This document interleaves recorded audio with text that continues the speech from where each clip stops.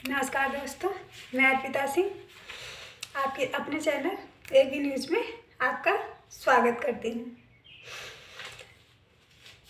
दोस्तों, हमारे देश के असली नायक जो कि जंग में जाने से पहले अपने सैनिकों को, जैसा कि आपने हमेशा से आप अगर बहुत पीछे जाइए, इतिहास में भी जाइए, तो आप देखेंगे कि जो सेनापति होता था या जो सेनानायक होता है वो अपना कुछ संबोधन करता है सैनिकों के मनोबल को बढ़ाने के लिए। आज मैं ऐसे ही एक नायक की कहानी लेके आई हूँ। इससे पहले मैं आपको बता दूँ कि कुछ कारणवश हम 4 दिन का हमने लीव लिया, लेकिन उसके बदले हम आपके लिए 2 सरप्राइज लाए हैं। फर्स्ट, अब मेरे इस चैनल पे एक वीडियो होगा किसी ऐसे ही नायक या नायिका के जीवन पे आधारित की घटना का विवरण, और एक वीडियो होगा उस दिन के करंट न्यूज़ का। इसलिए प्लीज़ आप मेरे चैनल को सब्सक्राइब कर लीजिए ताकि आप मेरा वीडियो आए तो आपको पता चल जाए। हम आगे चलते हैं, उस नायक की बात करते हैं जो कि आज़ाद भारत का सबसे लोकप्रिय जनरल में से माने जाते हैं। वो अपने सैनिकों से युद्ध में जाने से पहले कहते थे कि इस देश की सुरक्षा आपकी जिम्मेदारी है। आपको लड़ना होगा और जीतने के लिए लड़ना होगा। हारने वालों के लिए यहाँ कोई जगह नहीं है। अगर हारे तो वापस आने की कोई ज़रूरत नहीं है, इससे देश का अपमान होगा और हारने वालों को यह देश कबूल नहीं करेगा। उनका संबोधन मात्र इतना होता था और उनके नेतृत्व में सेना ने कभी भी कोई जंग हारी नहीं है। उन्होंने वही हैं वो नायक जिन्होंने राजनीति और सेना को अलग अलग कर दिया, जो देश की सुरक्षा के मामले में देश के प्रधान सेवक यानी प्रधानमंत्री की बात को भी चैलेंज देने की हिम्मत रखते थे, जिन्होंने जंग के दौरान देश के प्रधानमंत्री को यह बता दिया कि सेना प्रमुख आप नहीं, राष्ट्रपति होता है देश का, और सेना को राजनीति में शामिल ना करें, जिन्होंने अपने ही बेटे को दुश्मनों के कैद में रहने दिया 45 दिनों तक, यह कहकर कि जब सारे बंदी जवान हमारे देश के आएंगे तभी हमारे बेटे को भी आप रिहा करिएगा। मेरे लिए मेरी फौज के सारे लड़के एक समान हैं। और यह कहानी है फील्ड मार्शल मानेकशॉ की, यानी कि मानेकशॉ कोयप्पा। आज हम उनसे जुड़ी कुछ ऐसी बातें लेकर आए हैं जिसमें सुनकर यकीनन आप सबको गर्व होगा कि ऐसा नायक हमारे हिंदुस्तान में था। उनके उच्च अधिकारियों का जो जब वो थे अपने कार्यकाल में, तो उस समय और भी जो उच्च अधिकारी थे आर्मी के, उनका कहना है कि विश्व में आज तक उनके जैसा आर्मी चीफ नहीं हुआ है। वो अपने आप में संपूर्ण व्यक्तित्व थे। ऐसे लीडर सदियों में कहीं जाके एक दिखाई देते हैं। आर्मी चीफ मानेकशॉ कोयप्पा के बारे में जानने के लिए आगे हम और बताते हैं। ये इनका जो कार्यकाल था वो था हमारे पंडित जवाहरलाल नेहरू जी के ही कार्यकाल की बात है। उसी टाइम पे पाकिस्तान से युद्ध हो रहा था। जनरल कोयप्पा डू और डाई पे विश्वास रखते थे। वो हमने आपको संबोधन से ही आपको समझ में आ गया होगा जो सुनाया हमने, कि अगर हारे आप तो वापस आने की ज़रूरत नहीं है, क्योंकि इससे देश का अपमान होगा और देश इसे कबूल भी नहीं करेगा। देश की सुरक्षा आपकी जिम्मेदारी है, आपको लड़ना होगा और वो भी जीतने के लिए लड़ना होगा। ऐसे में एक लाइन याद आती है दोस्तों, वो भी एक नेवी ऑफिसर थे। आपने गाजी द अटैक मूवी अगर देखी होगी तो उसमें उन्होंने भी यही कहा था कि जंग हमेशा शहीद होकर नहीं, दुश्मनों को शहीद करके जीता जाता है। और हमारे जनरल मानिक शाह करियप्पा जी भी ऐसे ही थे। पाकिस्तान से युद्ध चल रहा था, उधर हमारी सेना युद्ध कर रही थी, इधर कूटनीति भी चल रही थी। जवाहरलाल नेहरू जो हमारे तत्कालीन प्रधानमंत्री थे, वो बीच बचाव की गुहार लिए संयुक्त राष्ट्र पहुंच गए, जबकि जनरल करियप्पा नेहरू के संयुक्त राष्ट्र जाने के पक्ष में बिल्कुल नहीं थे और ना ही युद्ध विराम वो चाहते थे। वो पाकिस्तान, क्योंकि उनकी सोच जो थी वो ज़मीनी स्तर से जो हकीकत होती है वो ज़मीनी स्तर की हकीकत से जुड़ी थी, और वो जानते थे कि ये आने वाले समय में और भी बड़ी परेशानी खड़ी कर देगी अगर अभी पाकिस्तान को उसका सही जवाब नहीं दिया गया तो। लेकिन नेहरू जी ने उनकी बातों पर ध्यान नहीं दिया। वो संयुक्त राष्ट्र संघ चले गए ताकि उन्हें लगा कि पाकिस्तान अंतर्राष्ट्रीय दबाव में आने की वजह से युद्ध विराम कर देगा। लेकिन इधर पाकिस्तान के मंसूबे कुछ और ही थे, वो और भी ज़्यादा पैर पसारने लगा। उसने सोचा कि जब तक युद्ध विराम का ऐलान हो उससे पहले जितनी ज़मीन कब्जा की जा सकती है उतनी कर ली जाए। अब यहाँ पे जनरल करियप्पा के लिए बहुत बड़ी चुनौती खड़ी हो चुकी थी, लेकिन फिर भी जनरल करियप्पा के नेतृत्व में भारत यह जंग जीता। कश्मीर पूरा का पूरा भारत में आ गया था। उसी बीच जब वो राष्ट्र संघ जहाँ वो गए थे, संयुक्त राष्ट्र संघ जो कि विश्व युद्ध के दौरान बनाया गया था, जवाहरलाल नेहरू वहाँ पे गए थे, तो वहाँ से फिर ये ऐलान का मतलब युद्ध विराम के ऐलान का जब प्रस्ताव आता है तो पंडित जवाहरलाल नेहरू जी से करियप्पा से फिर जनरल करियप्पा इतना वो कहते हैं कि आप हमें 2 दिन का समय और दे दीजिए, युद्ध विराम आप उसके बाद करिएगा। लेकिन नेहरू जी ने नहीं माना और उन्होंने युद्ध विराम की घोषणा कर दी, जबकि उन्होंने यही कहा था कि हम 2 दिन में हमारे जवान मुजफ्फराबाद पहुंच जाएंगे, और जब हम मुजफ्फराबाद पहुंच जाएंगे तो उसके बाद से फिर कभी इतनी परेशानी कश्मीर में नहीं होगी। और जब युद्ध विराम हुआ तो जो कश्मीर हम जीत चुके थे वो कश्मीर भी उलझाव की स्थिति में आया। ये पीओके ये सब जवाहरलाल नेहरू जी की देन है, नहीं तो जनरल करियप्पा ने सब कुछ जीत लिया था। वो 2 दिन में उनकी सेना मुजफ्फराबाद पहुंच जाती, लेकिन बीच में ही संयुक्त राष्ट्र संघ का जो हस्तक्षेप हुआ और पंडित जवाहरलाल नेहरू ने युद्ध विराम की घोषणा कर दी। उसने पाकिस्तान की इज्जत भी बचा ली और कश्मीर को एक उलझाव वाली परिस्थिति में भी लाकर खड़ा कर दिया, जिसका सामना हम आज तक कर रहे हैं।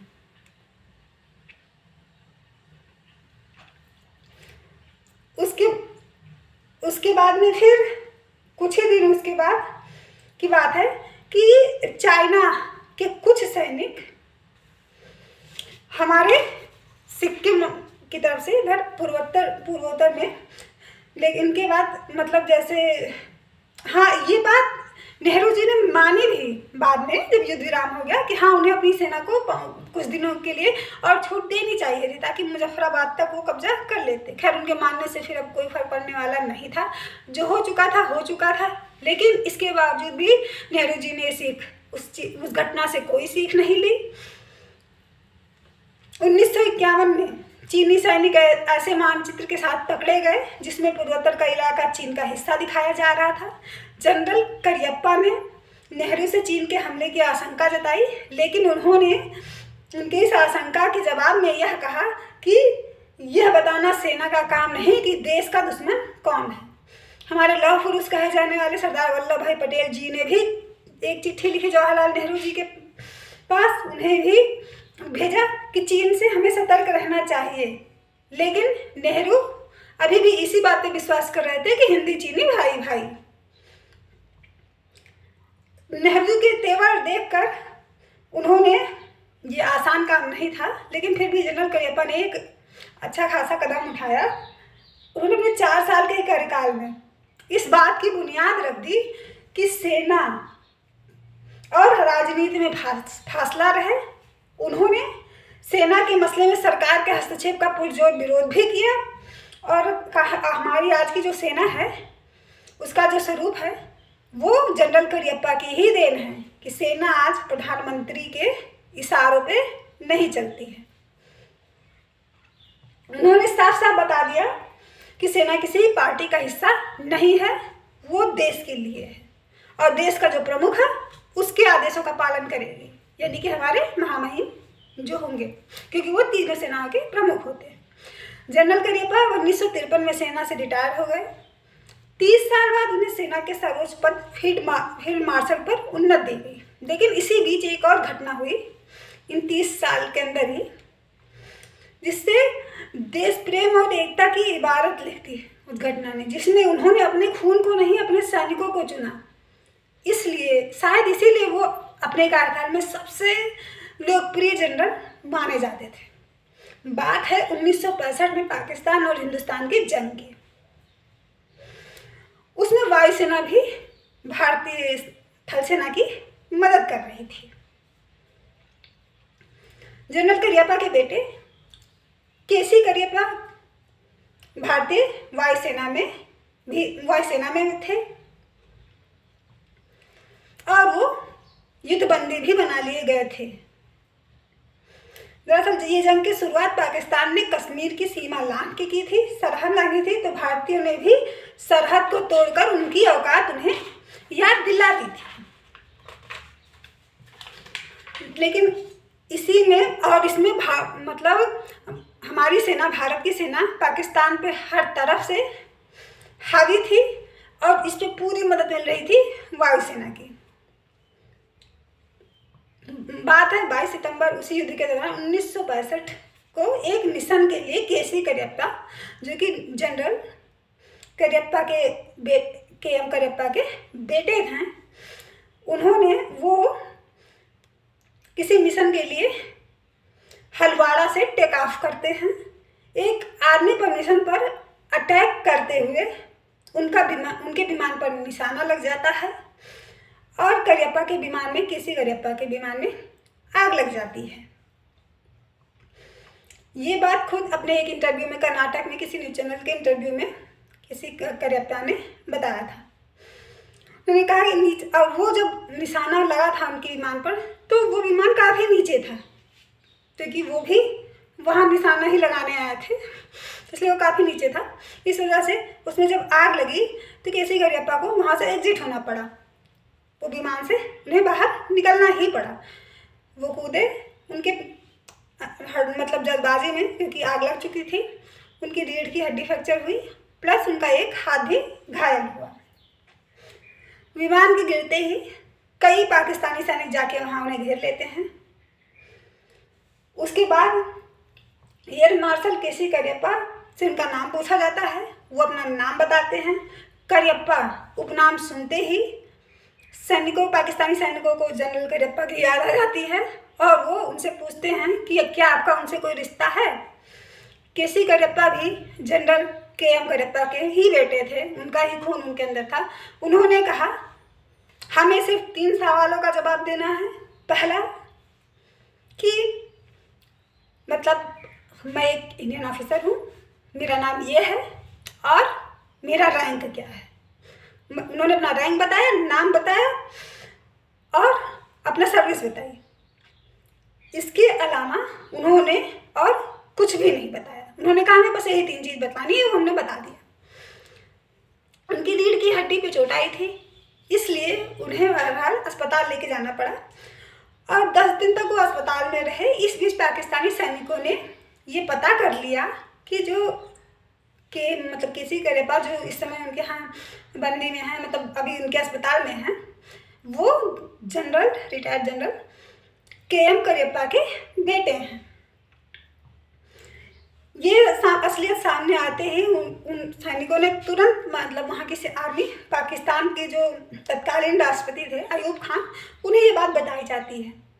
यह सुनते ही अयूब खान तुरंत जनरल करियप्पा के पास फ़ोन लगाते हैं, क्योंकि बंटवारे से पहले अयूब खान जनरल करियप्पा के मतलब जूनियर ऑफिसर रह चुके थे और वो उनके असूलों से बहुत प्रभावित थे। वो करियप्पा से फ़ोन लगाते हैं और कहते हैं कि हम बिना किसी शर्त के आपके बेटे को रिहा करने के लिए तैयार हैं,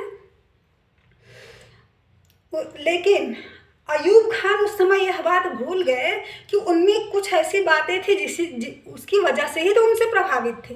वो थे उनके कुछ मूल्य जो उन्होंने खुद के बनाए थे।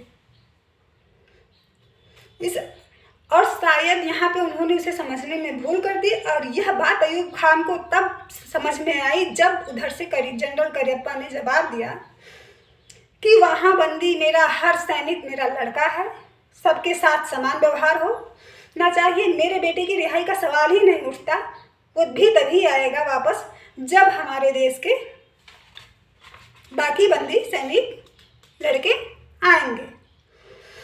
आप मेरे बेटे को कतई POW के रूट से रिहा मत करिए। जब सभी बंदी सैनिक रिहा होंगे तभी उसको भी रिहा करिएगा और उसके साथ कोई विशेष व्यवहार नहीं करिए, उसके साथ समान व्यवहार करिए जैसा कि हमारे अन्य लड़कों के साथ आप कर रहे हैं। और 4 महीने बाद जब अन्य युद्धबंदी रिहा हुए तब एयर मार्शल KC करियप्पा भी अपने वतन वापस आए उन्हीं के साथ। जो अभिभावक, हम आज की बात देखें तो जो अभिभावक अपने बच्चों को विशेष परिस्थिति मुहैया करवाने के लिए किसी भी हद तक जा सकते हैं, उन्हें जनरल करियप्पा से सीख लेनी चाहिए, जिनका अपने देश के लिए समर्पण ऐसा था कि विरोधी पक्ष का राष्ट्रपति उनसे कहता है कि हम आपके बच्चे को, आपके बेटे को बिना किसी शर्त के रिहा कर रहे हैं, तो वो ये कहते हैं कि नहीं, मेरा हर सैनिक, मेरे देश का हर सैनिक मेरा बेटा है और जब वो रिहा होगा तभी ये बेटा भी रिहा होगा। और दोस्तों चलते चलते आपको बता दें कि उसके बाद इन्हें जो 30 साल बाद फील्ड मार्शल की पदोन्नति दी गई थी। फील्ड मार्शल कभी रिटायर्ड नहीं होते, वो हमेशा यूनिफॉर्म में होते हैं और उनके गाड़ियों पे हमेशा 5 स्टार लगे होते हैं। और करियप्पा बिल्कुल इसके लिए मतलब इसको डिजर्व करते थे, इसीलिए उन्हें ये पदोन्नति भी मिली। धन्यवाद। फिर मिलेंगे किसी ऐसे ही नायक के कहानी के साथ। और हाँ, आपको बताया ना, एक मेरा और वीडियो होगा जो कि उस दिन के मतलब जो मुख्य खबरें होंगी। अगर आपको हमारा वीडियो पसंद आया हो तो प्लीज़ आप इसे लाइक और शेयर करना ना भूलें और चैनल को साथ ही सब्सक्राइब भी करें। जय हिंद, जय भारत।